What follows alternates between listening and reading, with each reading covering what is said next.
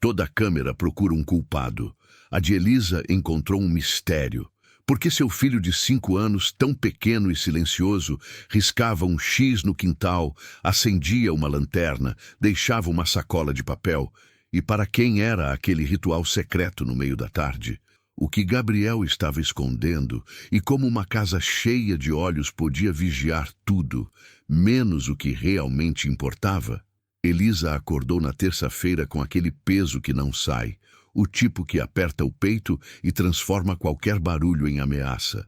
Fazia 3 semanas que Regina, a nova empregada, tinha começado a trabalhar na casa. 3 semanas de desconfiança disfarçada de educação, de olhar discreto sobre cada movimento, de conferir gavetas, armários, a posição das joias no criado mudo. Não que houvesse provas, mas Elisa tinha aprendido desde cedo com o pai, Henrique Alvarez, que controle era sinal de inteligência, não de paranoia. Confiança é bom, mas câmera é melhor, ele costumava dizer, e a frase ecoava sempre que ela tentava relaxar. Gustavo, o marido, saiu às 6h40 da manhã, café rápido, beijo mecânico na testa dela. Hoje vou chegar tarde, reuniões até às 8. Elisa assentiu e esperou o barulho do carro sumir para ligar para a empresa de segurança. Às 8h15, 2 técnicos já estavam passando fios discretos pela casa. Sala, cozinha, corredor do andar de cima, jardim, área de serviço, portão dos fundos. 10 câmeras, todas conectadas ao aplicativo do celular, todas prontas para registrar o que quer que estivesse escapando aos olhos dela. Gabriel, 5 anos completos desde abril, ainda dormia quando a instalação começou. Elisa subiu de fininho, checou o quarto, o menino abraçado ao ursinho marrom, os lábios entreabertos, os dedos segurando a orelha do bicho como quem não larga a mão de ninguém. Ele era quieto demais para a idade, pensativo, carregava cadernos com desenhos que ela nunca conseguia decifrar completamente, círculos, setas, corações, palavras tortas. Mas era um bom menino, obediente. Ou pelo menos era o que Elisa acreditava até aquela manhã.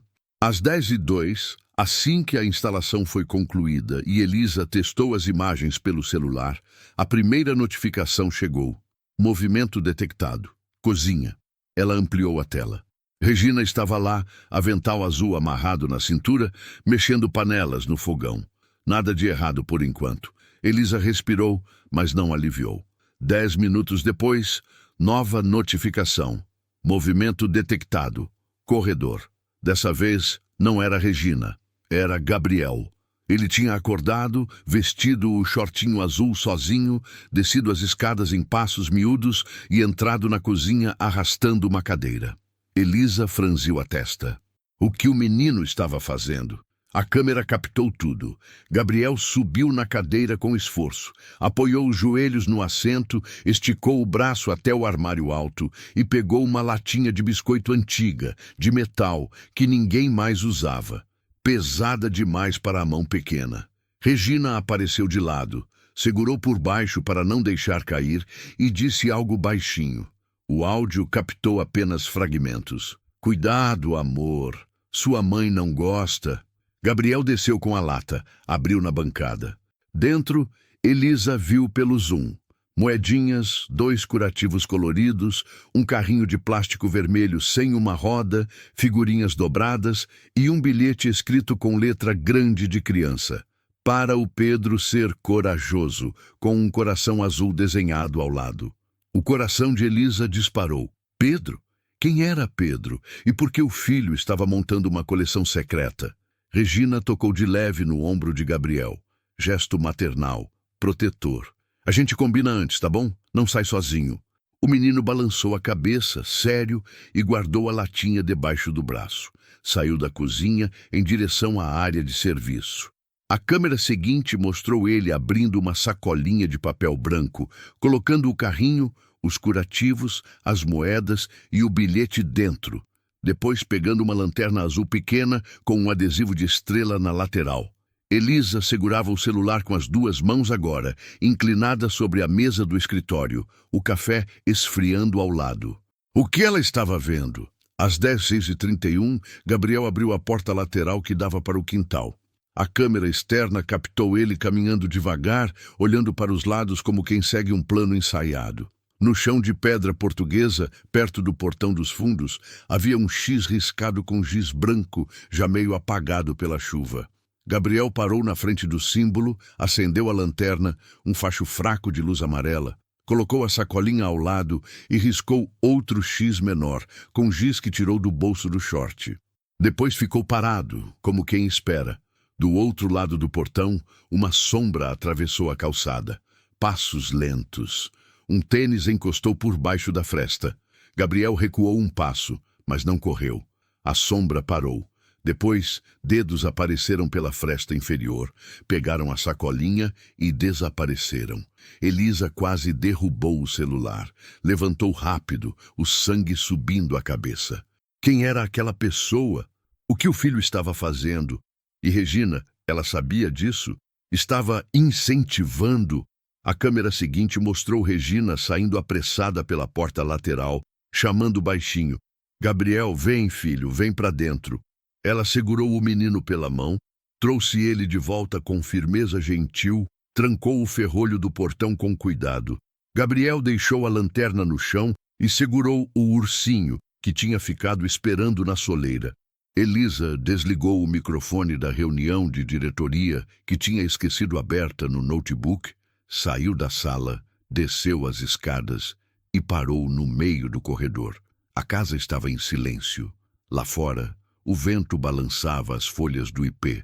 As câmeras continuavam gravando, indiferentes, mostrando ângulos que ela nunca teve. No quintal, colado na madeira do portão dos fundos com fita adesiva, havia um bilhete pequeno, escrito à mão, com letra de adulto. Obrigado pela luz. Elisa voltou para o escritório, trancou a porta, sentou no chão encostada na parede e abriu o aplicativo de novo. Reviu as imagens. Gabriel montando a sacolinha, o X no chão, a sombra pegando o pacote, Regina protegendo, e aquele bilhete. Obrigado pela luz. O que estava acontecendo dentro da própria casa? Quem estava manipulando quem? E o pior, o que mais ela não sabia sobre o filho de 5 anos que dormia todas as noites abraçado a um ursinho, mas aparentemente carregava segredos maiores do que ela mesma. Alguém do lado de fora do portão respondeu ao código de Gabriel, e Elisa, mesmo com 10 câmeras, não sabia quem era. Antes de continuar, comenta de onde você está assistindo e se inscreve no canal para acompanhar histórias reais com finais que acendem luzes em lugares escuros. Elisa não conseguiu voltar para a reunião. Desligou o notebook, trancou a porta do escritório e ficou ali, sentada no chão frio, revisando as gravações das câmeras 1, 2, 5 vezes. Cada vez que via a sombra pegando a sacolinha pela fresta do portão, o coração acelerava. Cada vez que ouvia Regina chamando Gabriel de volta, a desconfiança crescia, e cada vez que lia mentalmente o bilhete, obrigado pela luz, a pergunta martelava, quem agradece a uma criança de 5 anos? E por quê? Eram 11h37 da manhã. Gustavo não respondia mensagens, como sempre. A casa estava em silêncio, exceto pelo barulho baixo da televisão na sala, onde Gabriel assistia a um desenho animado. Elisa ampliou a câmera da sala. O menino estava sentado no sofá, pernas balançando sem alcançar o chão, o ursinho marrom ao lado e nas mãos, um caderninho. O mesmo caderninho que ela via ele carregar para todo lado, mas nunca conseguia olhar de perto. Ela levantou devagar, abriu a porta do escritório sem fazer barulho e subiu as escadas em passos silenciosos. O quarto de Gabriel ficava no fim do corredor. A porta estava entreaberta. Elisa entrou. Tudo arrumado demais para uma criança de 5 anos. Cama feita, brinquedos alinhados na prateleira, lápis de cor organizados por tonalidade. Aquilo era obra de Regina, obviamente. Elisa abriu a gaveta da mesinha de cabeceira. Dentro, cadernos de escola, figurinhas soltas, um carrinho azul, elásticos de cabelo de quem? E no fundo, embaixo de tudo, outro caderninho. capa vermelha, espiral de arame, páginas amassadas. Elisa pegou com as duas mãos e abriu. A primeira página tinha um desenho. Uma casa grande, a dela. Um sol amarelo no canto. E ao lado, uma casa pequena com janelas tortas. Entre as duas casas, uma seta. Embaixo, escrito com letra grande e torta de criança, eu e o Pedro. Elisa virou a página. Mais desenhos. Um menino pequeno chorando, lágrimas azuis escorrendo. Ao lado, uma lanterna. Embaixo, Pedro tem medo. Outra página. Um coração vermelho enorme. E dentro dele, para não chorar. Mais uma. Um X desenhado com giz e ao redor, estrelas. Código secreto. As mãos de Elisa tremiam. Virou mais páginas. Tinha uma lista, escrita metade por Gabriel, metade por outra pessoa. Letra de adulto, mas cuidadosa, ajudando a completar as palavras.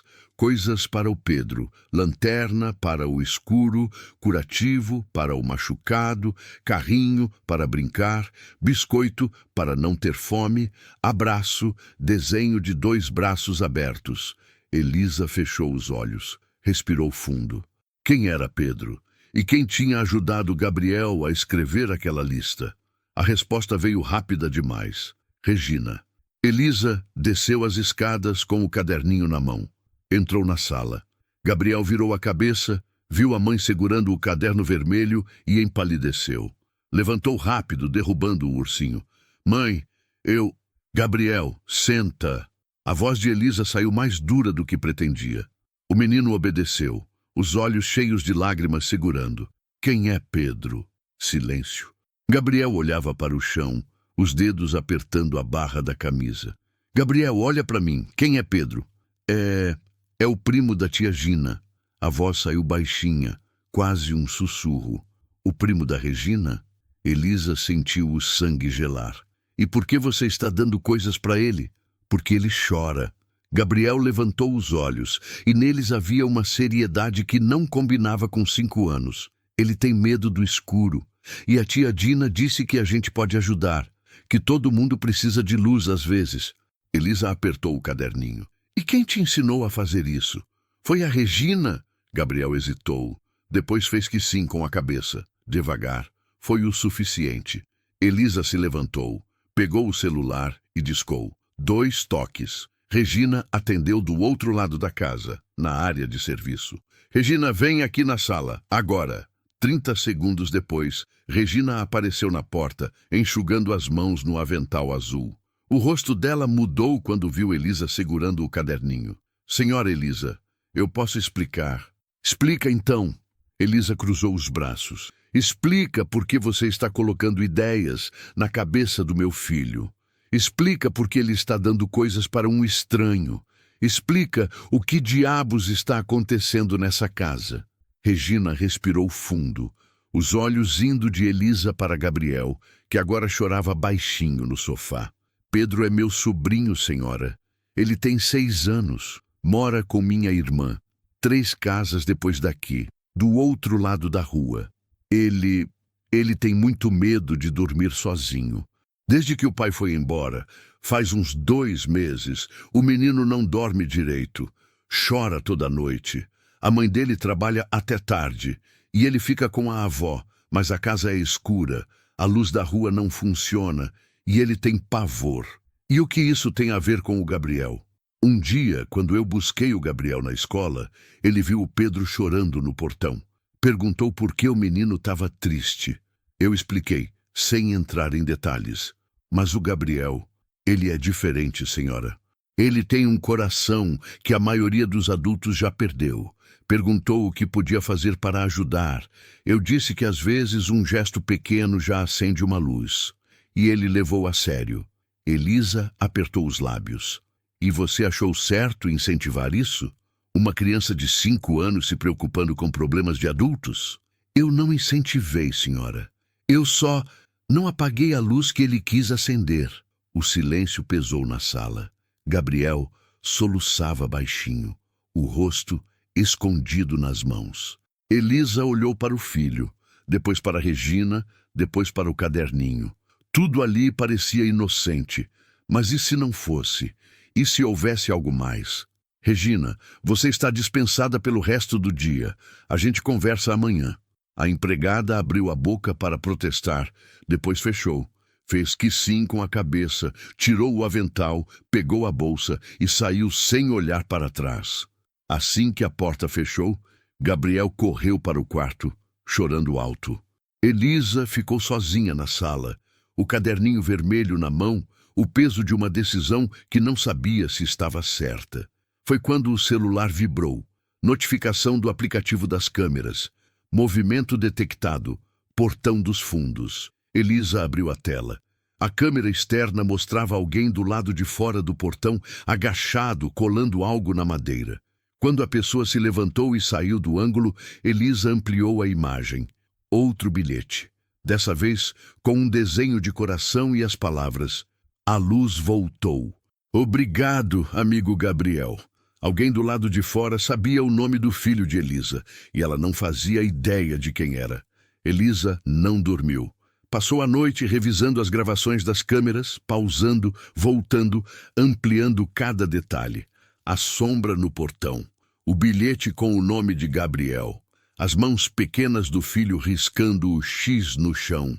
E Regina, sempre Regina, aparecendo em cada cena como uma presença que ora protegia, ora parecia cúmplice de algo maior. Às 6 da manhã de quarta-feira, Gustavo acordou com o barulho da cafeteira na cozinha.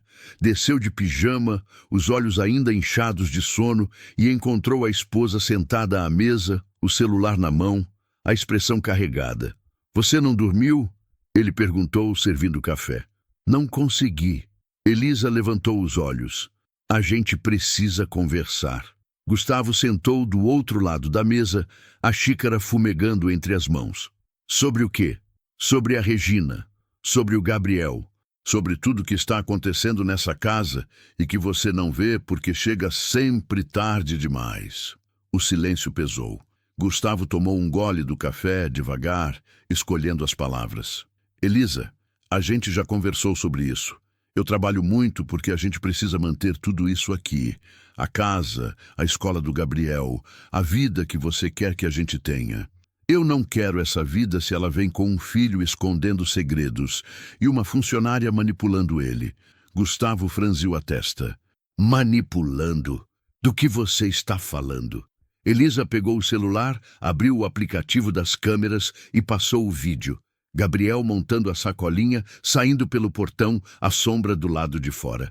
Depois, mostrou o bilhete. A luz voltou. "Obrigado, amigo Gabriel." Gustavo assistiu em silêncio. Quando terminou, encostou-se na cadeira e suspirou. "E você acha que a Regina está por trás disso?" Ela admitiu ontem. Disse que incentivou o Gabriel a ajudar o tal do Pedro, o sobrinho dela. "Uma criança de 5 anos, Gustavo. Nosso filho está sendo usado para resolver problemas de gente estranha. Ou ele está aprendendo empatia." Elisa piscou, como se não tivesse ouvido direito. "O quê?" "Empatia, Elisa. Compaixão. Aquilo que a gente vive pregando, mas nunca pratica de verdade." Gustavo levantou, foi até a pia, lavou a xícara com mais força do que o necessário. "Você viu o vídeo. Viu o Gabriel montando aquela sacolinha com o maior cuidado do mundo. Você acha mesmo que ele está sendo manipulado? Ou ele está fazendo o que a gente deveria estar ensinando, se importar com o outro? Ele tem 5 anos, Gustavo. Ele não tem que carregar o peso do mundo nos ombros." "E qual é o peso, Elisa? Um carrinho, uma lanterna, 2 moedas?" Gustavo virou de frente para ela. "Ou o peso é o nosso? O peso de achar que tudo que sai do controle é ameaça?" Elisa levantou da cadeira, as mãos tremendo. "Eu instalei as câmeras para proteger essa família, para saber o que estava acontecendo debaixo do nosso teto." "Não, você instalou as câmeras porque não confia em ninguém. Nem na Regina, que trabalha aqui há apenas 3 semanas, nem em mim, que chego tarde porque estou sustentando essa casa. E pelo jeito nem no Gabriel, que está sendo vigiado no próprio quintal." As palavras cortaram. Elisa sentiu as lágrimas queimando, mas não deixou cair. "Você não entende. Tem alguém do lado de fora sabendo o nome do nosso filho. Tem alguém pegando coisas que ele deixa, e a Regina está no meio disso tudo. Então vamos conversar com ela. Hoje, juntos. Gustavo pegou o celular. Vou ligar e pedir para ela vir mais cedo. A gente senta os três, sem acusações, e esclarece tudo, como adultos, não como vigias. Elisa abriu a boca para protestar, mas Gabriel apareceu na porta da cozinha, o ursinho arrastando no chão, os olhos ainda pequenos de sono. Bom dia, ele sussurrou. Os dois pais se viraram, como se tivessem sido pegos em flagrante. Bom dia, campão. Gustavo sorriu forçado. Dormiu bem? Gabriel fez que sim com a cabeça. Depois olhou para a mãe, direto nos olhos. A tia Gina volta hoje? Elisa engoliu seco. A gente ainda não sabe, amor. Eu queria que ela voltasse. A voz do menino saiu baixa, mas firme. Ela é minha amiga, e amigo não abandona amigo. Gustavo trocou um olhar com Elisa. Havia algo na fala do filho, uma maturidade que não combinava com 5 anos, mas que soava verdadeira demais para ser ignorada. Às 9h15, Regina tocou a campainha. Gustavo abriu a porta. Ela estava com o avental dobrado no braço, os olhos vermelhos, como quem tinha chorado a noite inteira. Bom dia, senhor Gustavo. Bom dia, Regina. Entra, a gente precisa conversar. Ela hesitou, depois entrou. Elisa estava na sala, de braços cruzados, o rosto fechado. Gabriel estava no sofá, abraçado ao ursinho, observando tudo. Gustavo fez sinal para Regina sentar. Olha, Regina, a Elisa me contou sobre o Pedro, sobre as sacolinhas, sobre o Gabriel ajudando. E a gente precisa entender melhor o que está acontecendo. Não para te acusar, mas para saber se o nosso filho está seguro. Regina assentiu, as mãos apertando o avental no colo. Eu entendo, senhor, e eu peço desculpas se passei dos limites. Mas eu juro que não teve maldade. O Pedro é meu sobrinho. Ele mora 3 casas para frente do lado de lá da rua. A mãe dele, minha irmã, trabalha de noite numa padaria. O menino fica com a avó, mas a casa é escura, a luz da rua não funciona e ele tem muito medo de dormir sozinho. Desde que o pai foi embora, faz 2 meses, ele chora toda noite. Gustavo escutava, atento. Elisa permanecia em silêncio, os braços ainda cruzados. E o Gabriel? Gustavo perguntou. Como ele ficou envolvido nisso? Foi um acaso, senhor. Um dia, quando eu fui buscar o Gabriel na escola, o Pedro estava no portão esperando a avó. Ele estava chorando. O Gabriel perguntou por quê. Eu expliquei, sem muito detalhe, só disse que o menino tinha medo do escuro. E o Gabriel, ele tem um coração muito grande. Perguntou o que podia fazer. Eu disse que às vezes só de saber que alguém se importa já ajuda. Ele levou a sério. E o X no chão? Elisa perguntou, a voz cortante. E os bilhetes? E a pessoa do lado de fora pegando as coisas? Regina respirou fundo. O X foi ideia do Gabriel. Ele disse que era um código secreto, tipo dos super-heróis. Eu achei bonitinho, mas pedi para ele não sair sozinho. Sempre que ele queria deixar alguma coisa, eu ia junto. E do lado de fora era a minha irmã ou a avó do Pedro, pegando as sacolinhas e levando para ele. Elas sabiam. Eu pedi para elas escreverem bilhetes de agradecimento para o Gabriel não pensar que estava falando sozinho. O silêncio tomou a sala. Gustavo olhou para Elisa. Ela estava pálida, o maxilar apertado. E por que você não me contou isso antes? Elisa perguntou, a voz tremendo. Regina baixou os olhos. Porque eu tenho medo, senhora. Medo de perder o emprego. Medo de que a senhora achasse que eu estava me aproveitando. Eu trabalho em 3 casas. Essa aqui é a que melhor paga. Se eu perder, não sei como vou sustentar minha filha. Elisa fechou os olhos. Quando abriu, havia lágrimas. Você tem uma filha? Tenho. Ela tem 7 anos. Mora com a minha mãe em outra cidade porque eu não tenho condição de trazer ela para cá ainda. Mas estou juntando, um dia por vez. Gabriel se levantou do sofá, foi até Regina e subiu no colo dela. Não chora, tia Gina. A mamãe não vai te mandar embora. Eu não deixo. Gustavo olhou para Elisa. E naquele momento, As câmeras no teto da sala gravaram algo que nenhum aplicativo poderia interpretar. A rachadura de um controle que finalmente começava a ceder. Mas quando Elisa foi revisar as gravações daquela conversa à noite, percebeu algo que ninguém tinha notado. No canto da tela, pela janela da sala, uma sombra observava a casa do lado de fora. E não era a avó do Pedro. Elisa não disse nada para Gustavo naquela noite. Depois que Regina foi embora, depois que Gabriel dormiu abraçado ao ursinho, depois que o marido se trancou no escritório para terminar uns relatórios, ela voltou ao aplicativo das câmeras e revisou a gravação da conversa na sala. Pausou no minuto 18:42, ampliou o canto esquerdo da tela, e ali estava, uma silhueta parada do lado de fora da janela, parcialmente escondida pelo arbusto do jardim, observando. Não era a avó de Pedro. A postura era de alguém mais jovem, mais alto, e o movimento era calculado, como quem não quer ser visto. Elisa sentiu o frio subir pela espinha. Quem era aquela pessoa? Por quanto tempo tinha ficado ali? E pior, estava vigiando a casa ou vigiando alguém específico? Na quinta-feira de manhã, Gustavo acordou cedo de novo, 6h30, rotina de sempre. Café rápido, beijo mecânico. Hoje também vou chegar tarde, reunião com investidores.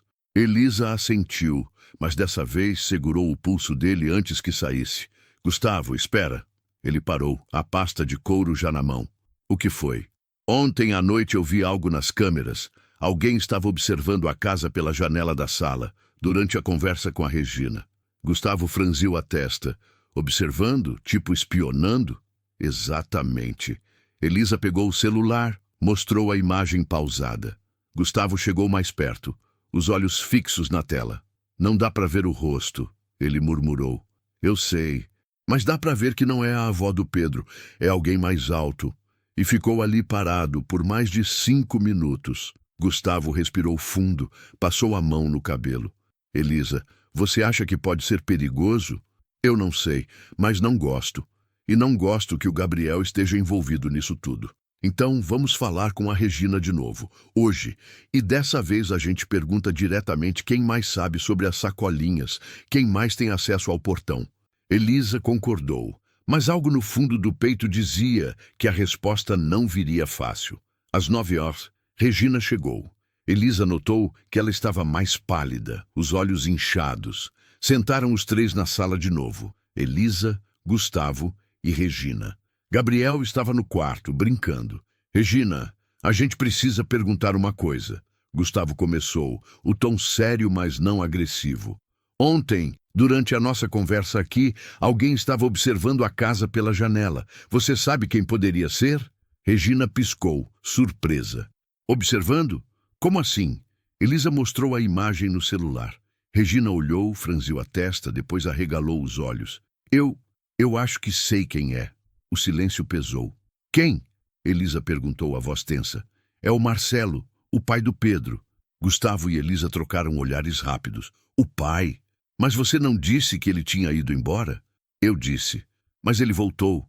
Faz uns 10 dias. Só que minha irmã não quer ele perto do menino. Ele tem problemas. Bebe demais. Fica agressivo. A gente conseguiu uma medida protetiva, mas ele não respeita. Aparece de vez em quando, fica rondando a casa. Minha irmã já chamou a polícia 2 vezes. Elisa sentiu o sangue gelar. E você acha que ele estava aqui ontem por quê? Para te vigiar? Regina baixou os olhos. Talvez. Ou para ver o Pedro. O menino às vezes vem aqui quando a avó precisa sair. Eu cuido dele junto com o Gabriel. Espera. Gustavo se inclinou para frente. Você traz o Pedro para dentro da nossa casa? Regina ficou vermelha. Só quando é urgência, senhor. E sempre no quintal. Nunca entrei com ele sem avisar. Elisa apertou os punhos. Regina, você não acha que deveria ter contado isso? Que o pai do menino é uma ameaça? Que ele pode estar rondando aqui? Eu tive medo de perder o emprego, senhora. Eu juro que não quis colocar ninguém em risco. Gustavo levantou, foi até a janela, olhou para fora. A gente precisa aumentar a segurança. E você, Regina, precisa avisar sua irmã que ele foi visto aqui. Se ele violar a medida protetiva de novo, a polícia pode prendê-lo. Regina fez que sim com a cabeça, as lágrimas escorrendo. Eu vou avisar. Desculpa, desculpa mesmo. Elisa respirou fundo, tentando processar. Um homem agressivo, com histórico de violência, rondando a casa onde o filho dela brincava. E tudo por causa de um gesto de bondade que ela não conseguia decidir se era inocente ou perigoso. Naquela tarde, depois que Regina foi embora mais cedo a pedido de Elisa, Gabriel desceu para o jantar, com o caderninho vermelho na mão. Mãe, posso fazer uma pergunta? Elisa estava na cozinha, esquentando a comida. Claro, amor.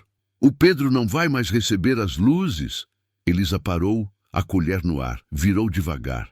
Por que você acha isso? Porque a tia Dina estava chorando, e quando as pessoas choram é porque algo ruim aconteceu. Elisa ajoelhou na frente do filho, segurou as mãozinhas pequenas.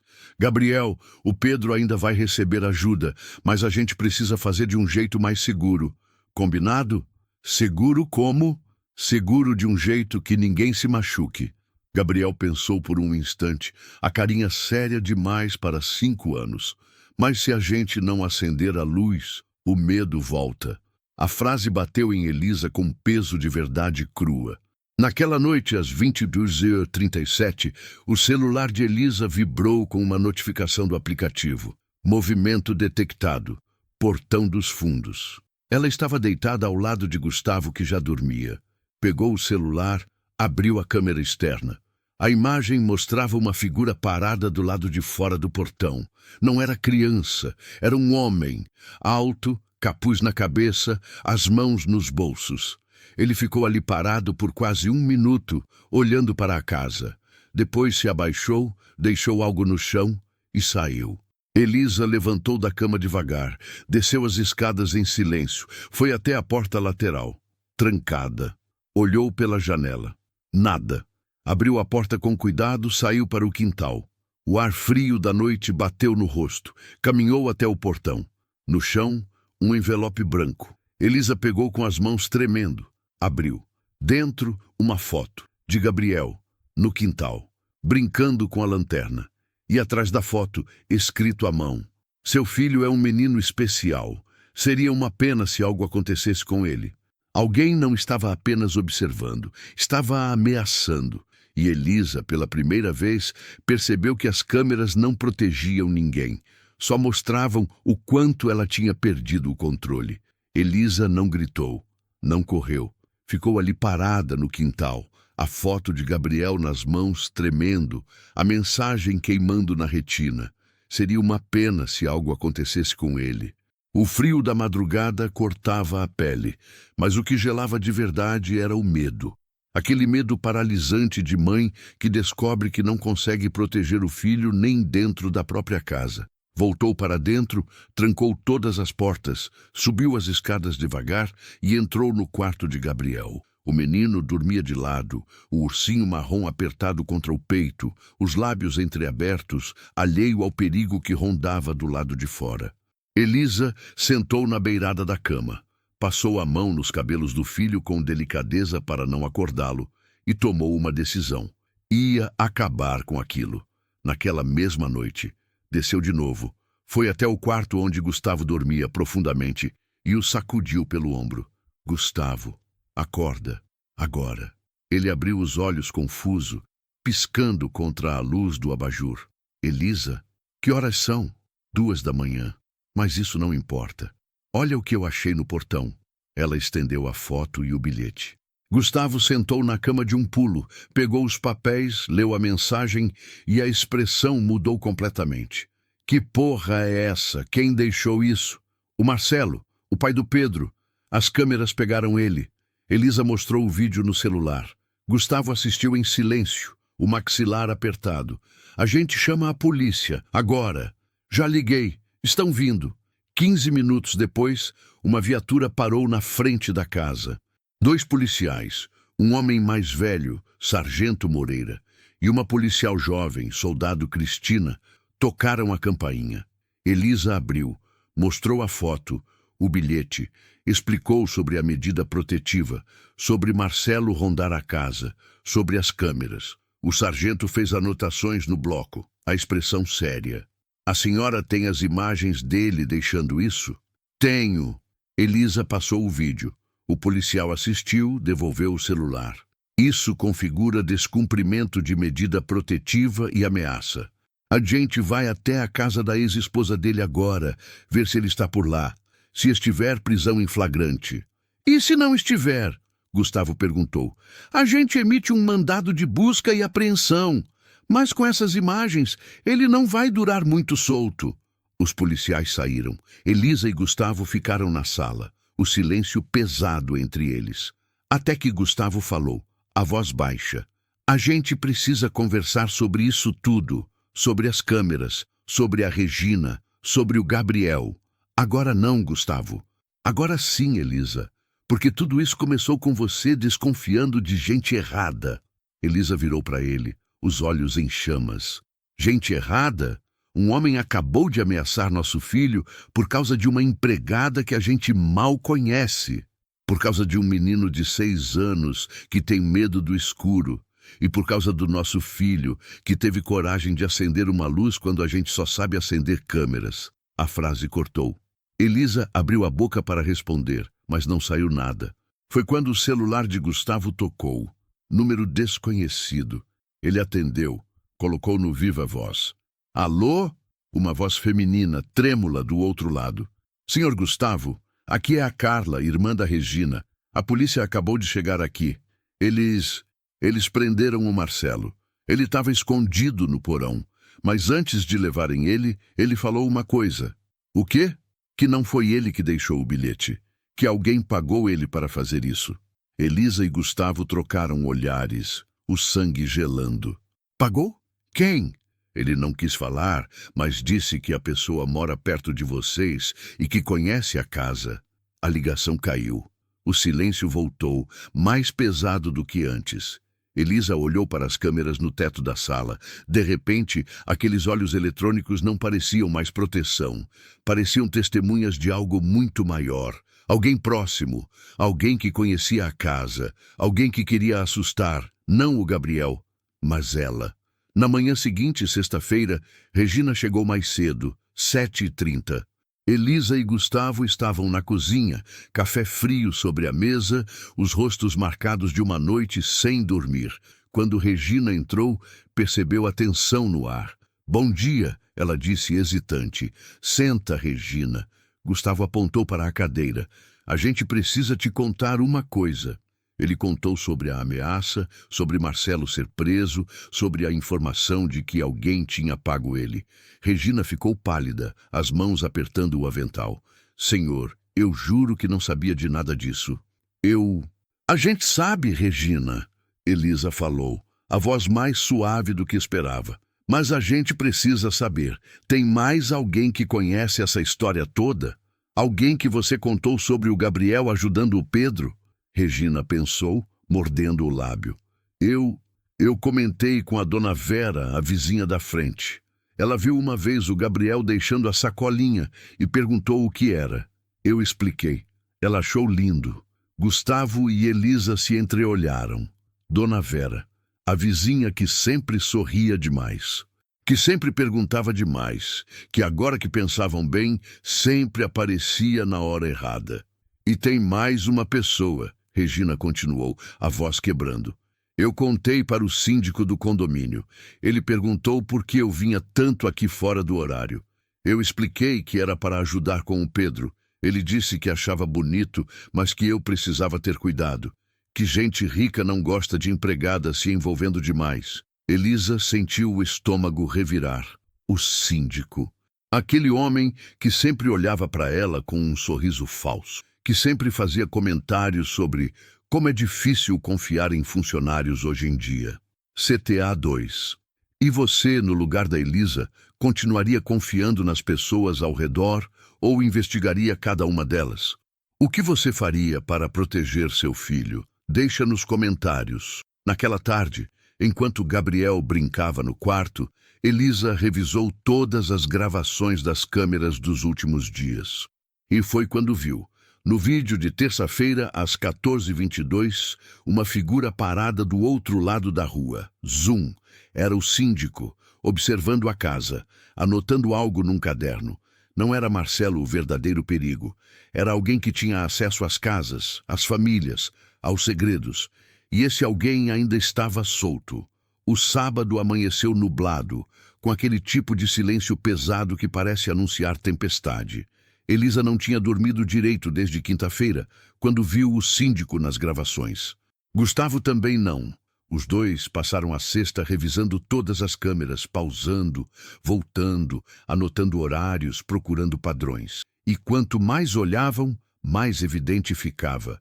O síndico, senhor Augusto Ferreira, 52 anos, casado, 3 filhos adultos, aparecia nas imagens com frequência suspeita demais para ser coincidência. Às 9h da manhã, Gustavo ligou para o advogado da família, Dr. Henrique Saraiva, e explicou a situação. O advogado ouviu em silêncio, fez algumas perguntas técnicas sobre as gravações e disse: "Vocês precisam ir à polícia, hoje, com tudo que tem. Se alguém contratou o Marcelo para ameaçar o Gabriel, isso é crime de coação, ameaça e possivelmente associação criminosa." Gustavo desligou e olhou para Elisa. "Vamos!" Ela assentiu, mas antes de sair, foi até o quarto de Gabriel. O menino estava sentado no chão, montando uma torre com blocos de madeira. O ursinho marrom sentado ao lado, como se fosse plateia. "Campão! A gente vai sair um pouquinho. A tia Regina vai ficar aqui com você, tá bom?" Gabriel levantou os olhos. Aqueles olhos grandes e sérios demais para 5 anos. "Vocês vão pegar quem fez o Pedro chorar?" Elisa sentiu o peito apertar. "A gente vai resolver tudo, amor. Prometo." "Promessas de adulto às vezes quebram", ele disse, voltando aos blocos. A frase cortou fundo. Elisa saiu do quarto sem conseguir responder. Na delegacia, o delegado Paulo Mendes, homem de uns 45 anos, cicatriz na sobrancelha, voz grave, recebeu o casal com seriedade. Elisa mostrou todas as gravações. O síndico observando a casa, anotando no caderno, aparecendo em horários estratégicos sempre que Gabriel saía para o quintal. Gustavo mostrou o bilhete ameaçador, a foto do filho. O delegado assistiu tudo, fez anotações, depois chamou um investigador. "Vocês fizeram certo em vir. A gente vai intimar o senhor Augusto Ferreira para prestar depoimento. Mas eu preciso avisar. Se ele tiver um bom advogado, vai alegar que estava apenas fazendo ronda de síndico, que anotava problemas do condomínio. Câmeras pegam ações, não intenções." "Mas e o Marcelo?" Elisa perguntou. "Ele disse que foi pago." "O Marcelo já está preso, e ele vai ser pressionado para entregar quem pagou. Se for mesmo o síndico, a gente vai descobrir. Mas preciso de paciência de vocês." Paciência. Elisa queria gritar que não tinha paciência quando o filho estava em perigo, mas só assentiu. Quando voltaram para casa, às 11h30, Regina estava na cozinha preparando o almoço. Gabriel estava na sala assistindo o desenho, mas sem aquela atenção que criança costuma ter. Olhava para a tela, mas parecia longe. Ele perguntou pelo Pedro umas 3 vezes. Regina sussurrou para Elisa. Disse que queria saber se a luz tinha chegado. Elisa olhou para o filho. Aquele menino pequeno carregando preocupações grandes demais. E pela primeira vez, desde que instalou as câmeras, entendeu o que Gustavo tinha tentando dizer. Ela estava vigiando, mas não estava vendo. Estava controlando, mas não estava conectando. Sentou ao lado de Gabriel no sofá. "Me conta uma coisa, amor. Por que a luz é tão importante para o Pedro?" Gabriel virou para ela, os olhos brilhando. "Porque quando a gente tem medo, a luz mostra que o monstro não é de verdade. A tia Mari me ensinou isso. Ela disse que todo mundo precisa de alguém que acenda a luz quando está escuro demais." Elisa sentiu as lágrimas queimando. "E você quis ser essa pessoa para o Pedro?" "Quis, porque ninguém mais estava sendo." A verdade nua e crua de uma criança de 5 anos. Naquela tarde, às 15h42, o celular de Gustavo tocou. Número desconhecido. Ele atendeu, colocou no viva voz. Era o delegado Mendes. Senhor Gustavo, a gente intimou o síndico Augusto Ferreira. Ele veio com advogado, negou tudo.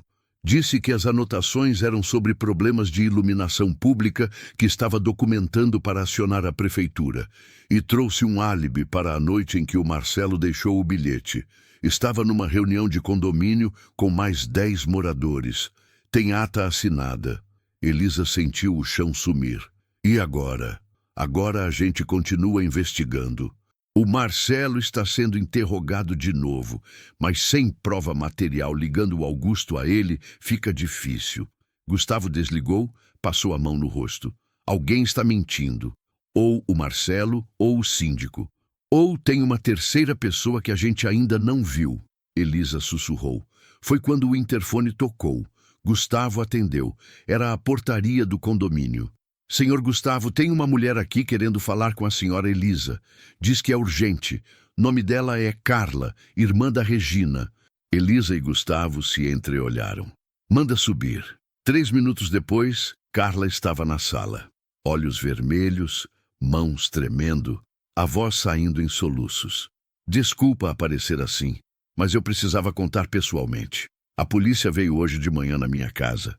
Perguntaram de novo sobre o Marcelo, sobre quem podia ter pago ele, e eu lembrei de uma coisa que achei que não era importante.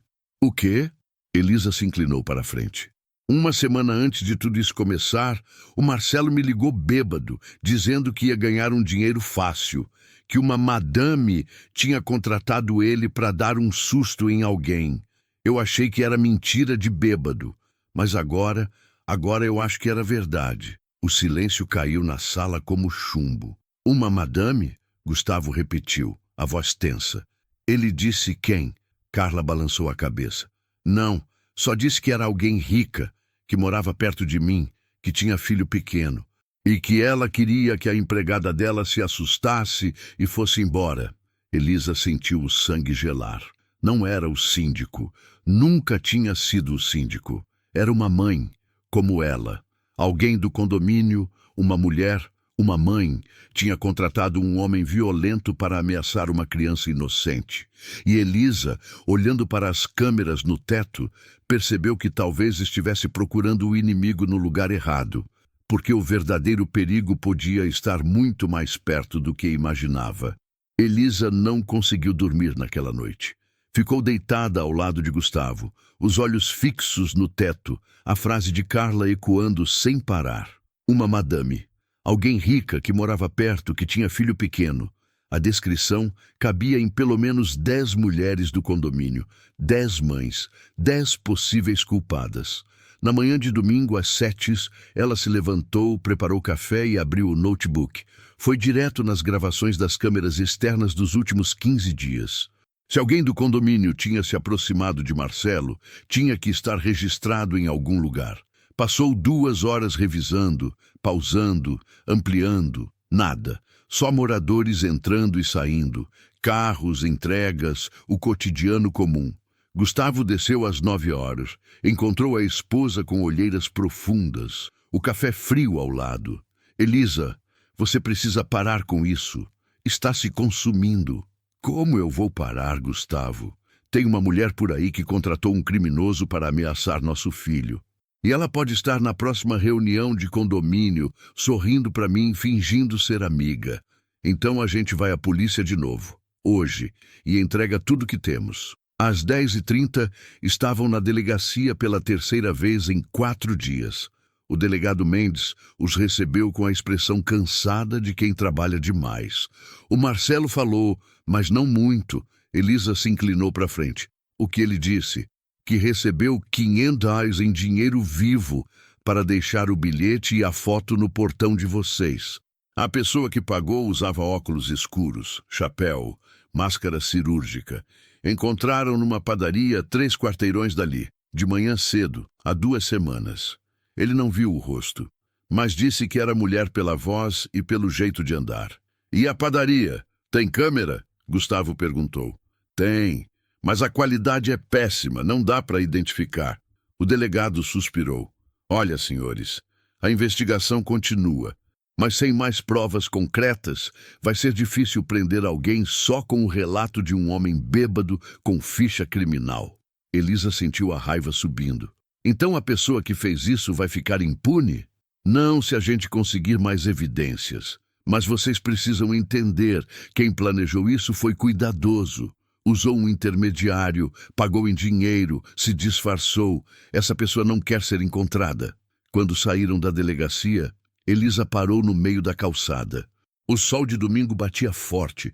Pessoas passavam rindo, levando crianças para o parque, vivendo vidas normais. E ela estava ali, dentro de um pesadelo que começou com uma simples desconfiança de uma empregada nova. Gustavo, eu preciso saber quem foi.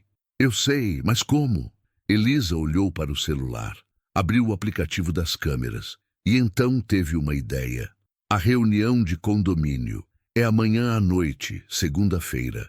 Todas as madames vão estar lá e eu vou observar cada uma. Elisa, você não pode simplesmente acusar. Eu não vou acusar, vou testar. Ela virou para o marido, os olhos determinados. Vou contar a história do Gabriel e do Pedro na reunião. Vou ver quem reage, quem fica nervosa, quem tenta mudar de assunto. Culpa sempre deixa rastros. Na segunda-feira, às 19h30, o salão de festas do condomínio estava cheio. 23 moradores, o síndico Augusto Ferreira na cabeceira da mesa, a ata aberta, a pauta impressa. Elisa chegou com Gustavo, sentou na terceira cadeira e esperou. O síndico iniciou. Boa noite a todos. Primeira pauta. Relatório financeiro do trimestre. Números, gráficos, contas. Elisa não prestava atenção. Olhava ao redor. Reconhecia cada rosto. Fernanda, 38, 2 filhos, sempre reclamava de barulho. Patrícia, 45, divorciada, filha adolescente. Márcia, 50, casada com empresário, 3 filhos pequenos. Beatriz, 42, solteira, sem filhos. Todas poderiam ser, ou nenhuma. Quando o síndico perguntou outras pautas, Elisa levantou a mão. Eu gostaria de compartilhar algo que aconteceu comigo nos últimos dias. Todos se viraram para ela. Gustavo tocou de leve no braço da esposa, mas ela continuou. Meu filho de 5 anos estava ajudando uma criança do bairro que tinha medo do escuro. Ele deixava lanternas, bilhetes, pequenos gestos. Achei lindo. Mas alguém usou isso para me ameaçar. Contratou um homem para deixar uma foto do meu filho com uma mensagem intimidadora no meu portão. O silêncio caiu pesado. Rostos chocados, bocas abertas. Meu Deus, Elisa! Fernanda levou a mão ao peito. Você chamou a polícia? Chamei. E eles descobriram que quem contratou esse homem foi uma mulher daqui do condomínio. Alguém que tem filho pequeno. Alguém que quis me assustar. Os olhares se cruzaram. Desconfiança instantânea. Márcia se levantou indignada. Como você ousa vir aqui insinuar que uma de nós faria isso? Eu não estou insinuando. Estou relatando o que a polícia me disse. Elisa manteve a voz firme. Isso é absurdo. Patrícia bateu a mão na mesa. Você instalou câmeras para espionar a empregada nova? Todo mundo sabe disso. E agora vem nos acusar? Elisa sentiu o sangue ferver. Eu instalei câmeras porque desconfiava de alguém errado. Mas quem me ameaçou não foi a empregada. Foi uma de vocês. O caos tomou a sala. Vozes sobrepostas, acusações, negações. O síndico tentou acalmar, batendo o martelo. Gustavo segurou o braço de Elisa. Vamos embora. Mas foi quando Beatriz, a única que tinha ficado em silêncio o tempo todo, se levantou devagar e disse, a voz trêmula, Elisa, posso falar com você em particular? Os dois saíram para o corredor. Beatriz fechou a porta, encostou-se na parede, as mãos tremendo. Eu sei quem foi. O coração de Elisa disparou. Quem? Não foi nenhuma das mulheres da reunião. Beatriz respirou fundo. Foi a Sônia, a esposa do zelador. Ela mora aqui no condomínio, no apartamento de serviço. Tem um filho de 4 anos. E ela me contou há uma semana que estava com inveja de você, que você tinha tudo e as empregadas suas eram sortudas demais. Disse que ia dar uma lição em você. Eu achei que era só desabafo, mas agora acho que ela fez isso. Elisa ficou paralisada. Sônia, a esposa do zelador. Alguém tão próximo, tão invisível, que ela nunca tinha considerado. O perigo não estava entre as milionárias. Estava onde Elisa nunca olhou, entre as pessoas que serviam, que limpavam, que viviam nas sombras do condomínio. E se Beatriz estivesse certa, Sônia ainda tinha acesso à casa dela. Todos os dias, Elisa não esperou amanhecer. Eram 22h15, quando ela e Gustavo saíram correndo da reunião de condomínio, deixaram Beatriz para trás e foram direto para o apartamento de serviço no térreo, onde Sônia morava com o marido Ademir, o zelador, e o filho pequeno de 4 anos. Gustavo tocou a campainha 3 vezes antes que a porta se abrisse. Ademir apareceu, camisa de malha surrada, chinelos de dedo, os olhos cansados de quem trabalha demais. Boa noite, senhor Gustavo. Aconteceu algo? A gente precisa falar com a Sônia. A voz de Elisa saiu mais dura do que pretendia. Ademir franziu a testa. A essa hora? Ela está deitando o Juninho para dormir. É urgente. Gustavo colocou a mão na porta, impedindo que fechasse. O zelador hesitou, depois gritou para dentro. Sônia, vem aqui! 30 segundos depois, uma mulher de uns 35 anos, cabelos presos num rabo de cavalo, camisola de algodão e chinelos, apareceu na porta. O rosto dela mudou quando viu Elisa. Não foi surpresa, foi reconhecimento. E medo. Sônia, a gente sabe que foi você. Elisa cruzou os braços. Você contratou o Marcelo para me ameaçar, para assustar meu filho. Sônia ficou pálida. Ademir virou para minha esposa, confuso. Do que ela está falando? Eu não sei do que a senhora está falando. A voz de Sônia saiu trêmula. Gustavo deu um passo à frente. A polícia sabe. O Marcelo confessou que foi uma mulher que pagou ele. E alguém te viu conversando com ele na padaria há 2 semanas, de óculos escuros e máscara. Mas esqueceu de tirar a pulseira com o nome do Juninho, a mesma que você está usando agora. Elisa olhou para o pulso de Sônia. E lá estava, uma pulseirinha infantil de miçangas coloridas com as letras J-U-N-I-N-H-O. Sônia desmoronou, cobriu o rosto com as mãos e começou a chorar. Ademir segurou ela pelos ombros atordoado. Sônia, que história é essa? Eu não queria fazer mal para o menino. Eu só queria que ela sentisse o que eu sinto todo dia. A voz saiu em soluços. Sentisse o quê? Elisa perguntou, a raiva tremendo na voz.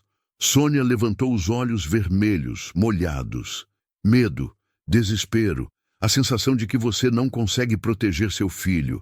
Porque é isso que eu sinto todo dia, senhora Elisa. Todo santo dia. Gustavo trocou um olhar com a esposa. Explica direito. Sônia respirou fundo, limpou as lágrimas com as costas da mão.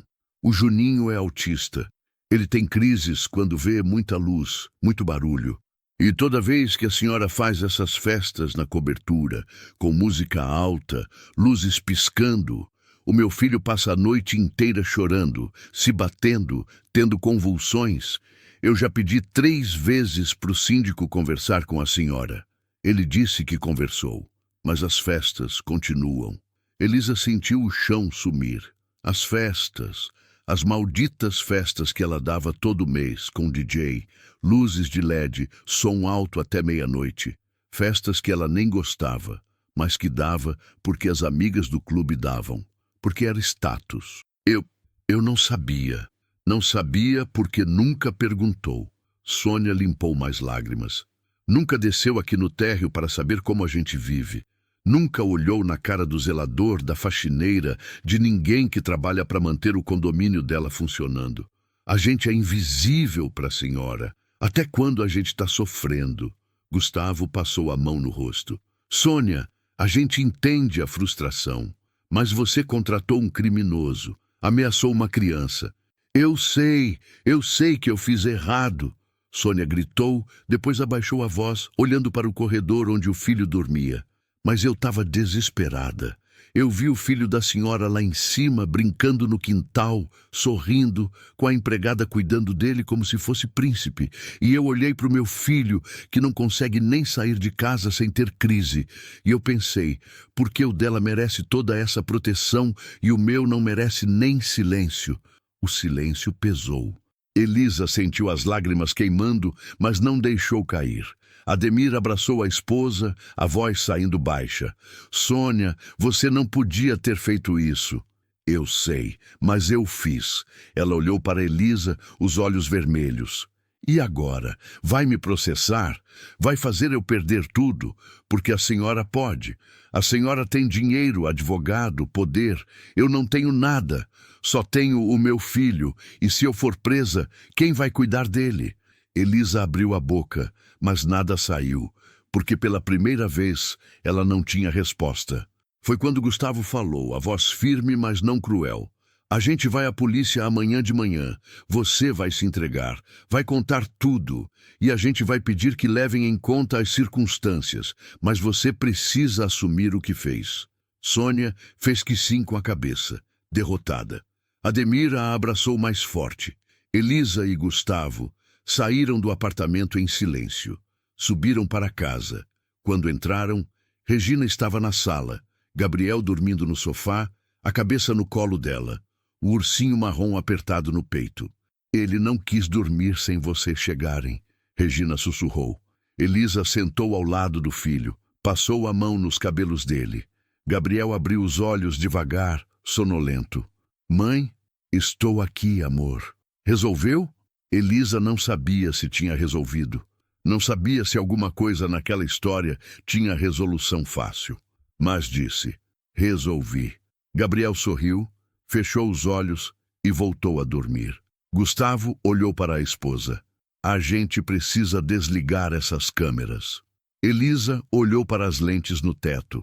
E pela primeira vez, concordou. Mas quando foi dormir às 2 da manhã, o celular dela vibrou.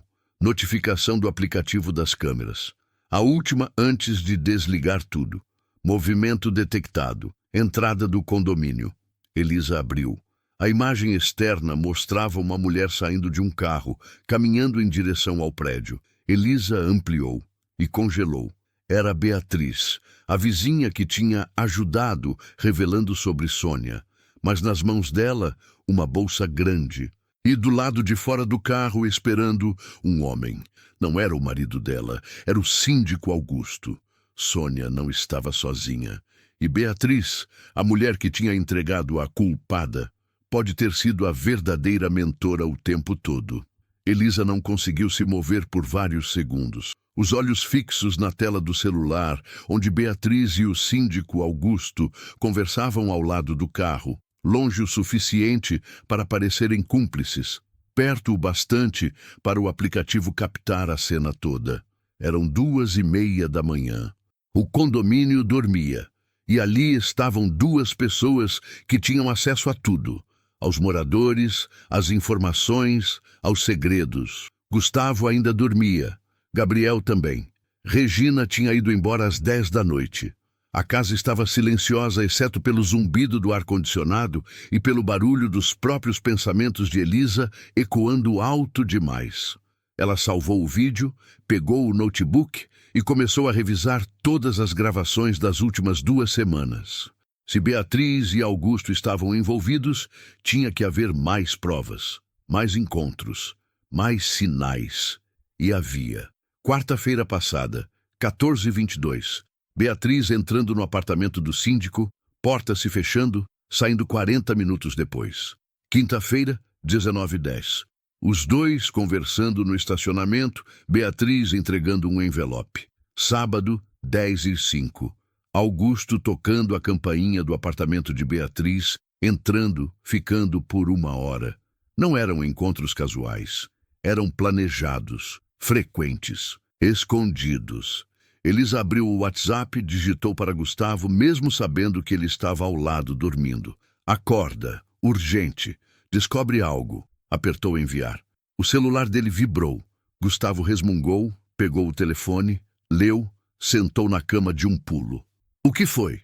Elisa mostrou os vídeos. Gustavo assistiu em silêncio, a expressão mudando de confusa para séria. Eles estão tendo um caso?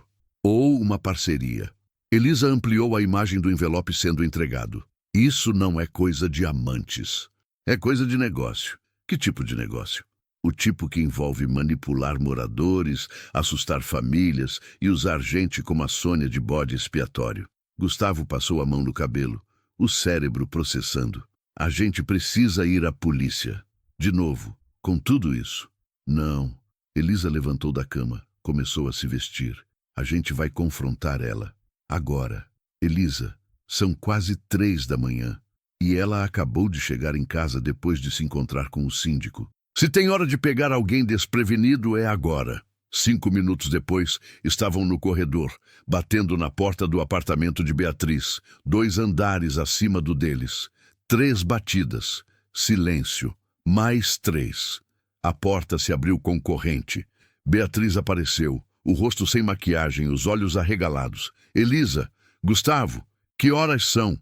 Horas de você explicar o que estava fazendo com o síndico Augusto às 2 da manhã.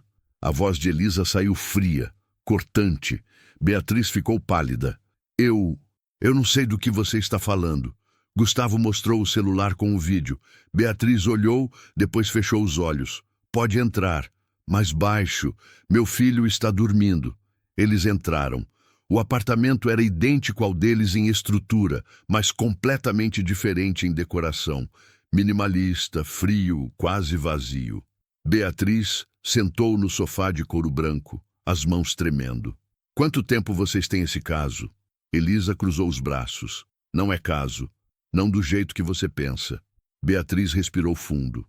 O Augusto e eu, a gente se conheceu há 1 ano numa reunião de condomínio. Ele estava se divorciando. Eu estava sozinha fazia tempo. A gente começou a conversar. Virou amizade, depois virou outra coisa. Mas ninguém podia saber. Ele ainda é casado oficialmente. O divórcio não saiu. E o que isso tem a ver com me ameaçar? Beatriz levantou os olhos, lágrimas escorrendo. Nada. Eu juro. Eu não sabia de nada disso. Quando eu te contei sobre a Sônia, era porque eu realmente achava que tinha sido ela. O Augusto comentou comigo que a mulher estava desesperada por causa do filho autista, que ela tinha reclamado várias vezes das suas festas. Eu juntei 2 e 2 e achei que fazia sentido. Mas não fazia. Gustavo se inclinou para a frente, porque a Sônia confessou, mas disse que foi paga por uma madame. E você, Beatriz, é a única pessoa que sabia de todos os detalhes. Que sabia sobre o Gabriel, sobre a Regina, sobre tudo. Porque vocês me contaram, na reunião, na frente de todo mundo. Beatriz limpou as lágrimas. Eu não planejei nada. Eu só repeti o que o Augusto me disse. Elisa sentiu algo se mover no peito. Uma possibilidade. Beatriz, o Augusto sabia dos detalhes antes de eu contar na reunião?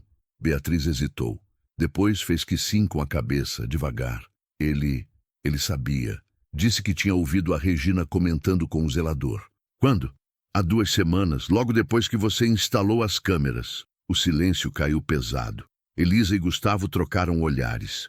Beatriz, como o Augusto sabia que eu tinha instalado câmeras? Elisa perguntou, a voz tremendo. Beatriz ficou pálida. Ele disse que viu a empresa de segurança saindo do seu apartamento, que tinha perguntado e alguém comentou. Quem? Eu não sei. Ele não disse. Gustavo levantou, começou a andar pela sala. Elisa, pensa comigo. O síndico tem acesso a tudo no condomínio. Ele sabe quem entra, quem sai, quem instala o quê, e ele tem motivo. Que motivo? Elisa perguntou. Dinheiro. Gustavo parou, virou para Beatriz. Quanto você deu pro Augusto naquele envelope na quinta? Beatriz engoliu seco. Não era para ele, era para o fundo de emergência do condomínio. Ele pediu contribuição extra de alguns moradores para consertar o sistema de segurança. E você acreditou? Elisa sentiu a raiva subindo. Beatriz, você está sendo usada. Ele te manipulou para jogar a culpa na Sônia, para afastar a investigação dele. Beatriz começou a chorar, as mãos cobrindo o rosto. Não. Ele não faria isso. Ele me ama. Ele ama o acesso que você dá a informações e dinheiro. Gustavo pegou o celular. A gente vai ligar para a polícia. Agora. Foi quando o interfone tocou. 3 vezes. Insistente. Beatriz levantou. Atendeu com a voz trêmula. Era a portaria. Senhora Beatriz, tem uma viatura da polícia na entrada. Eles estão pedindo para falar com a senhora Elisa. Dizem que é urgente. Elisa e Gustavo desceram correndo. Na portaria, 2 policiais. O sargento Moreira e a soldado Cristina. Senhora Elisa, a gente precisava avisar. O sargento tirou o boné. A Sônia não resistiu à pressão. Tentou suicídio há 1 hora. Está no hospital. E antes de ser levada, ela confessou tudo. Mas não foi como ela disse antes. Ela não foi paga por uma madame. Foi paga pelo síndico Augusto Ferreira. Ele ofereceu R$ 2.000 se ela se entregasse no lugar dele. Prometeu que não daria em nada, que era só para assustar. E ela, desesperada por dinheiro para tratamento do filho, aceitou. Elisa sentiu as pernas fraquejarem. Gustavo segurou ela. E por que o Augusto faria isso? Gustavo perguntou. Ainda estamos investigando, mas parece que ele vinha desviando dinheiro do condomínio faz meses. E a senhora Elisa, ao instalar câmeras, inadvertidamente registrou ele entrando e saindo com malotes de dinheiro pela garagem. Ele viu as câmeras, percebeu o risco e decidiu criar uma distração. Assustar a senhora o suficiente para ela desligar tudo. O verdadeiro culpado não queria machucar Gabriel, queria proteger um esquema milionário de desvio de verbas. E Elisa, ao tentar vigiar a empregada, tinha acidentalmente exposto o maior crime do condomínio.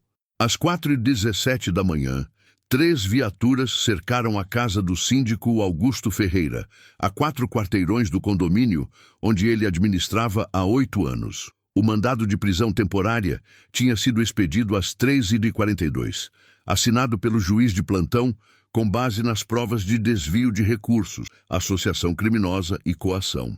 Quando os policiais bateram na porta, Augusto tentou fugir pelos fundos, mas foi contido no quintal, ainda de pijama, gritando que havia um mal-entendido, que era inocente, que ia processar todo mundo. Elisa e Gustavo assistiram tudo pelas câmeras de segurança da rua, transmitidas em tempo real pela polícia no celular dela. Estavam na sala, sentados lado a lado no sofá, Gabriel dormindo no quarto, alheio ao desfecho que acontecia a poucos quarteirões de distância. Quando Augusto foi colocado dentro da viatura, algemado, a cabeça baixa, Elisa desligou o celular e encostou a cabeça no ombro do marido. Acabou, ela sussurrou. Essa parte sim, Gustavo passou o braço ao redor dela. Mas a outra parte, a que importa de verdade, ainda precisa ser consertada. Ele estava falando de Gabriel, de Regina, de Sônia no hospital, de todas as pessoas que tinham sido arrastadas para aquela história por causa de uma desconfiança que nunca deveria ter existido. Às 7h30, depois de 2 horas tentando dormir sem sucesso, Elisa levantou, tomou banho e foi até o hospital onde Sônia estava internada. Gustavo ficou em casa com Gabriel. Na recepção, ela perguntou pelo quarto, subiu ao 3º andar, parou na porta e respirou fundo antes de entrar. Sônia estava deitada, o braço esquerdo enfaixado do pulso ao cotovelo, o rosto pálido, os olhos fechados. Ao lado da cama, Ademir segurava a mão da esposa, os olhos vermelhos de tanto chorar. Quando viu Elisa, ele se levantou tenso. Senhora Elisa. Ademir, como ela está? Os médicos disseram que vai ficar bem, fisicamente, mas emocionalmente. Ele não terminou a frase, só balançou a cabeça. Elisa se aproximou da cama, olhou para Sônia. A mulher abriu os olhos devagar, viu quem era e desviou o olhar envergonhada. Eu não vim aqui para te julgar, Elisa disse a voz baixa. Vim pedir desculpa. Sônia piscou, surpresa. Desculpa? Por quê? Por não ter ouvido. por não ter descido ao térreo quando você pediu ajuda com as festas, por ter vivido tão distante que não viu o sofrimento que estava acontecendo literalmente embaixo do meu nariz. Elisa sentou na cadeira ao lado da cama. Você fez algo errado ao aceitar o dinheiro do Augusto, mas eu fiz algo pior. Ignorei você até que o desespero te levasse a isso. Sônia começou a chorar, silenciosamente. Ademir apertou a mão dela. Eu vou falar com o delegado, Elisa continuou. Vou pedir que levem em conta que você foi manipulada, coagida, que estava desesperada. Não sei se vai mudar alguma coisa, mas vou tentar. E as festas? Acabaram. Nunca mais. Sônia soluçou mais alto. Obrigada. Obrigada. Quando Elisa saiu do hospital, eram quase 9 horas. O sol batia forte, a cidade acordando para um sábado comum. Mas para ela, nada era mais comum. Ligou para Regina. Alô? A voz da empregada soou surpresa. Regina, é a Elisa. Você pode vir aqui em casa? Hoje eu preciso falar com você e com o Pedro. Às 10h30, Regina chegou com o sobrinho. Pedro, 6 anos, magro, cabelos castanhos, olhos grandes e assustados, segurava a mão da tia com força. Gabriel estava no quintal, brincando com a lanterna azul, quando ouviu a campainha. Correu para dentro. Tia Mari! Ele abraçou Regina, depois olhou para Pedro. Oi, oi, Pedro respondeu baixinho, escondendo-se atrás da tia. Elisa ajoelhou na frente dos 2 meninos. Pedro, o Gabriel me contou que você tem medo do escuro. É verdade? Pedro fez que sim com a cabeça, devagar. E o Gabriel te ajudou com as lanternas e os bilhetes? Outro sim. Então eu queria te dar uma coisa. Elisa pegou uma sacola que tinha preparado. Dentro, 3 lanternas novas, pilhas extras, um ursinho de pelúcia com luz no peito e um livro infantil sobre coragem. Para quando o medo vier. E para você lembrar que tem gente que se importa. Pedro pegou a sacola, os olhos brilhando. Obrigado, tia. Gabriel pegou a mão do amigo. Quer ver meu quarto? Pedro olhou para Regina, que fez que sim. Os 2 subiram correndo, rindo. Elisa e Regina ficaram na sala. O silêncio pesou por alguns segundos. Regina, eu te devo um pedido de desculpas que não cabe em palavras. Elisa sentou no sofá, indicou para a empregada sentar também. Eu instalei câmeras por desconfiança de você. Julguei você sem conhecer. E no processo, quase perdi o que realmente importava. Meu filho, meu casamento, minha humanidade. Regina limpou uma lágrima que escapou. Senhora Elisa, eu entendo. Eu sei que eu sou nova aqui, que a senhora não me conhecia, mas deveria ter tentado conhecer.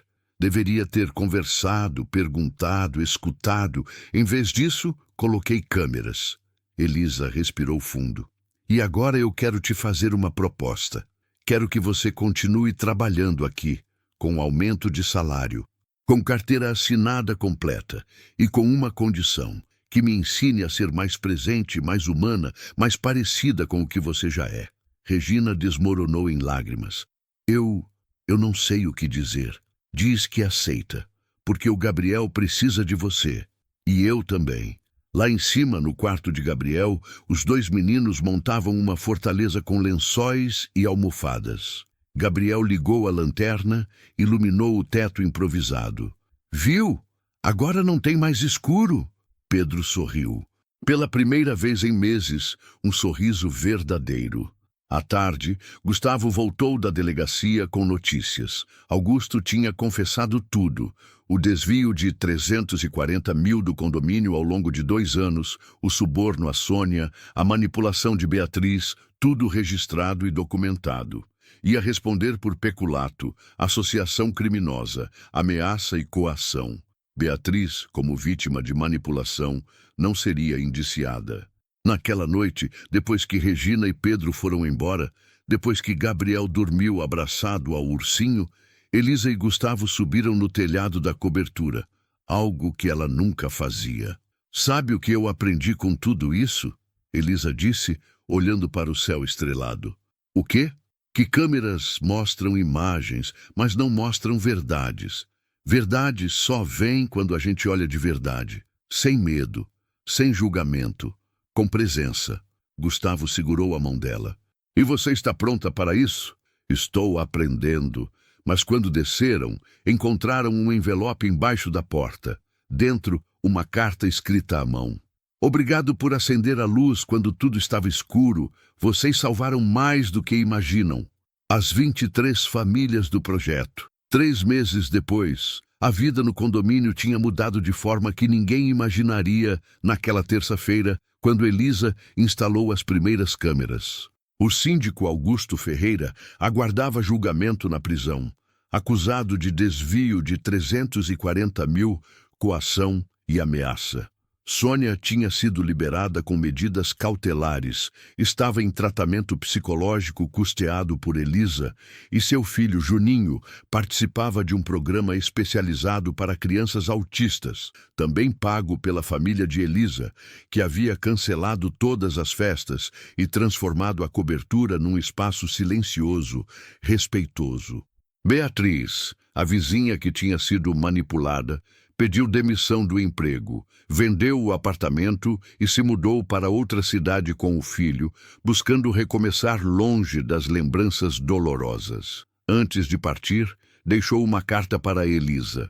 Obrigada por me mostrar que ser enganada não é o mesmo que ser culpada. Aprendi a diferença e vou ensinar meu filho a nunca confundir as duas coisas. Mas a maior transformação aconteceu dentro da própria casa de Elisa. As câmeras foram desligadas. Todas. Não porque o perigo tinha passado, mas porque Elisa finalmente entendeu que segurança não vem de vigiar, mas de estar presente. O aplicativo foi desinstalado. Os equipamentos doados para uma ONG que trabalhava com prevenção à violência doméstica. No lugar das lentes, conversas, jantares sem celular, perguntas genuínas, escuta de verdade. Gabriel, que tinha 5 anos e um coração maior que a maioria dos adultos, se tornou símbolo de algo que o condomínio inteiro passou a chamar de Projeto Luz. O que começou como gesto solitário de uma criança ajudando outra com medo do escuro, virou movimento. 23 famílias do bairro, inspiradas pela história, criaram uma rede de apoio solidário.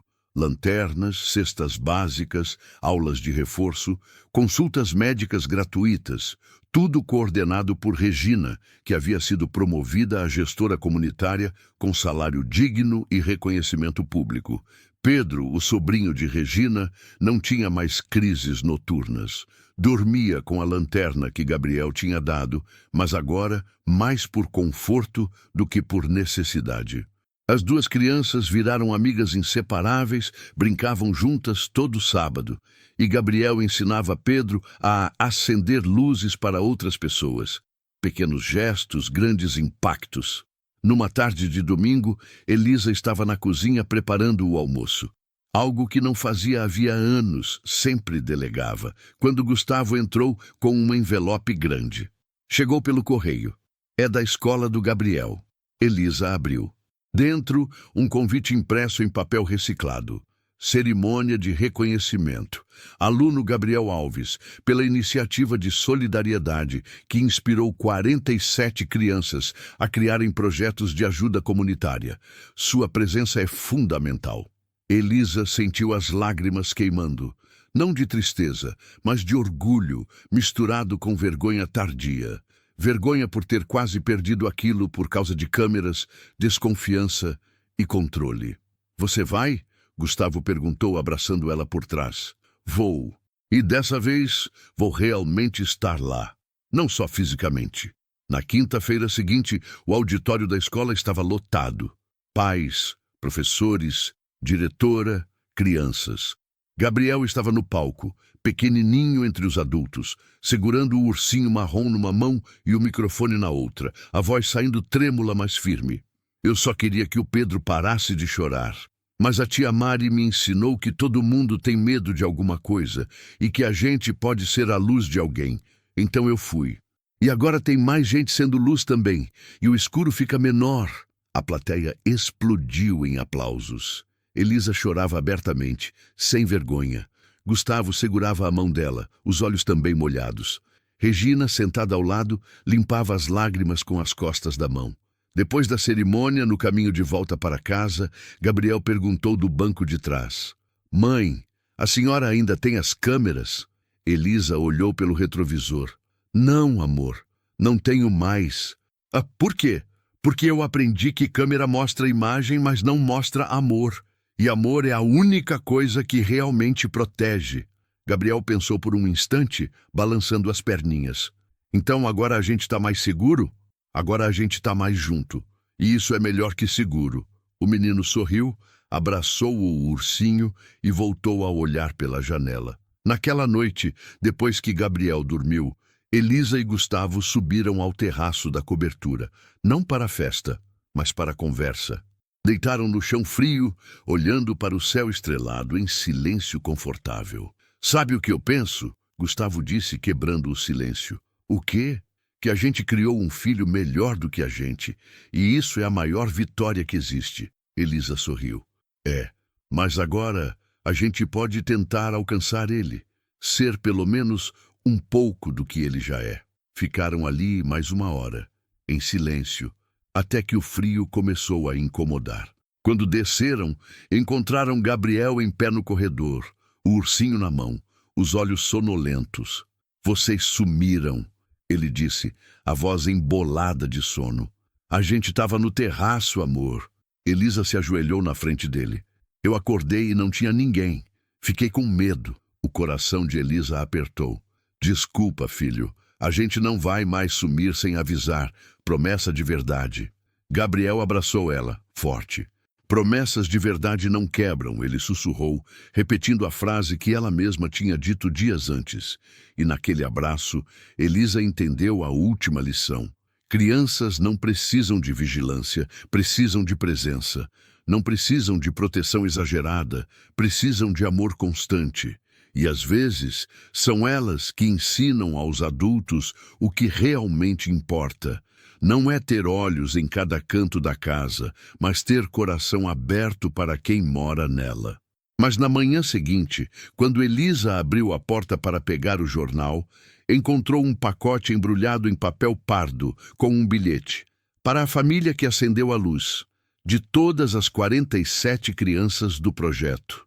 Dentro, algo que mudaria tudo de novo, mas dessa vez, para sempre. Elisa abriu o pacote com as mãos tremendo, Gustavo ao lado, Gabriel ainda dormindo no quarto. Dentro havia um álbum de fotos artesanal, encadernado com papel reciclado e desenhos coloridos. Na primeira página, uma carta coletiva assinada por 47 crianças. Para a família que nos ensinou que uma luz pequena pode iluminar muitas casas. Obrigado por mostrar que bondade não precisa de câmeras para ser vista, só de corações abertos para ser sentida. Elisa virou as páginas, uma por uma. Cada criança tinha desenhado sua própria luz. Lanternas, sóis, estrelas, velas. Havia fotos de projetos iniciados nas escolas, arrecadação de cobertores, aulas gratuitas de reforço, hortas comunitárias, rodas de leitura em praças públicas. 47 pequenas revoluções inspiradas por um menino de 5 anos que só queria que um amigo parasse de ter medo do escuro. Na última página, uma foto. Gabriel, Pedro, Regina e outras 20 crianças, todos segurando lanternas acesas, sorrindo para a câmera. Embaixo, a frase: "A gente acendeu e não vai mais apagar." Elisa sentou no chão do corredor, o álbum no colo, e chorou como não chorava havia anos. Não de tristeza, mas de gratidão misturada com vergonha tardia.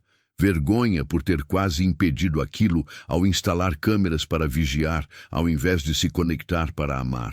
Gustavo se sentou ao lado dela, passou o braço pelos ombros. Você viu, a gente não mudou só a vida do Gabriel, a gente mudou 47 vidas, e cada uma delas vai mudar outras tantas. Não fomos nós, Elisa disse limpando as lágrimas. Foi ele, o Gabriel. Nós só paramos de atrapalhar. Naquele momento, Gabriel apareceu no corredor, ainda de pijama, o ursinho marrom arrastando no chão, os olhos sonolentos. Por que vocês estão chorando? Elisa abriu os braços. Gabriel correu e se jogou no abraço dos pais, os três ali no chão, embolados, unidos de uma forma que câmeras jamais poderiam capturar. Porque o que mantém famílias juntas não é vigilância, é presença, não é controle, é confiança, não é medo, é amor. 6 meses depois, numa manhã de sábado ensolarada, o condomínio inteiro se reuniu no salão de festas para inaugurar o Espaço Luz.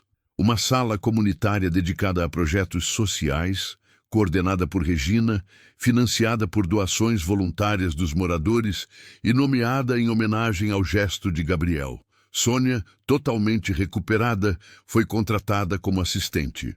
Juninho, seu filho autista, participava de sessões de terapia e aprendia a conviver com os estímulos do mundo, no seu ritmo, respeitado e acolhido. Beatriz não voltou, mas enviou uma carta que Regina leu em voz alta na cerimônia. Obrigada por me lembrarem que recomeçar é possível. Meu filho agora sabe que errar não define quem somos, mas como aprendemos com os erros, sim. Marcelo, o homem que tinha sido usado por Augusto, cumpria pena alternativa em centro de reabilitação para dependentes químicos, mantendo contato supervisionado com o filho Pedro, reconstruindo laços um dia de cada vez. E Augusto?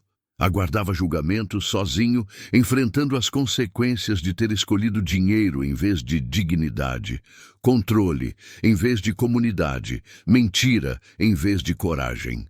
Mas a verdadeira transformação acontecia nas pequenas coisas.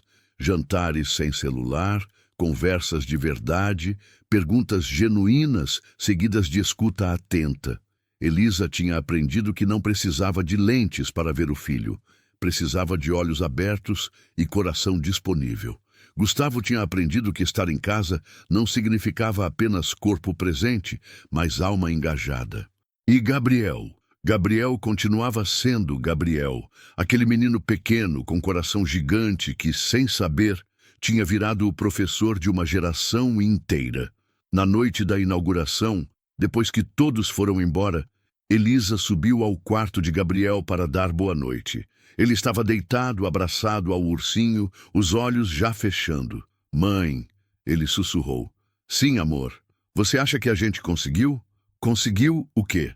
"Fazer o mundo ficar menos escuro." Elisa sentou na beirada da cama. Acariciou os cabelos dele. "Acho que sim, filho. Mas sabe o que eu aprendi? Que o mundo não fica menos escuro de uma vez só. Fica aos poucos, uma luz de cada vez, um gesto de cada vez, uma pessoa de cada vez. E você acendeu a primeira." Gabriel sorriu, aquele sorriso que iluminava mais que qualquer lanterna. "Então a gente continua acendendo?" "A gente continua. Sempre." Ele fechou os olhos e dormiu. Elisa ficou ali por mais alguns minutos, olhando para o filho, percebendo que a maior lição de toda aquela história não veio de adultos, polícia, advogados ou investigações. Veio de uma criança de 5 anos que entendeu antes de todo mundo que vigiar não protege, mas amar transforma. E naquela casa, onde antes havia 10 câmeras vigiando cada canto, agora havia apenas uma família se vendo de verdade, sem lentes, sem filtros, sem desconfiança. Apenas presença, apenas amor, apenas luz. Se essa história te tocou, se você reconheceu em Elisa, em Gabriel ou em Regina algum pedaço da sua própria vida, não guarda só para você. Inscreve-se no canal, ativa o sininho e compartilha esse vídeo com alguém que precisa lembrar que câmeras mostram imagens, mas só o amor mostra a verdade. E nos comentários conta qual foi a luz que alguém acendeu para você quando tudo parecia escuro, ou qual luz você quer acender hoje. A gente lê todos e cada história importa.